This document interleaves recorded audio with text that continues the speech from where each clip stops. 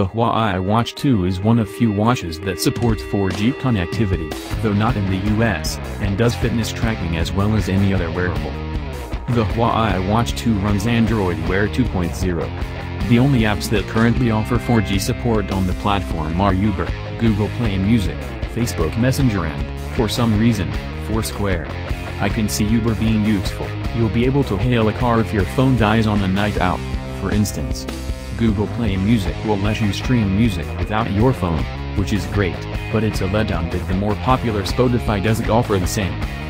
You'll also be able to receive messages and make calls using the watch. This works surprisingly well, as people I talked to through my watch couldn't tell I wasn't using a phone. Another connectivity addition is NFC, which enables Android Pay. The Huawei Watch 2 can pay for stuff with a flick of the wrist, if your bank is supported. I'm with Commonwealth Bank, which is sadly an Android Pay no-go. Westpac and ANZ are both compatible, though. Check here for a full list of participating banks. Again, this won't be available on the US version of the watch. The Watch 2 has a 1.2-inch screen, a touch smaller than the Gear S3's 1.3 inches and the Apple Watch 3's 1.65-inch display.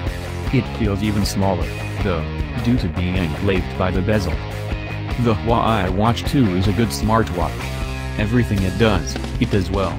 Plus, I found Android Wear 2.0 smoother to use than the Tizen OS that runs on the Samsung Gear S3. If you're a keen runner who longs to be digitally connected but unfettered by a smartphone, or have another specific use for 4G connectivity, the Huawei Watch 2 is a strong option. Especially if you're on Android and can't use an Apple Watch.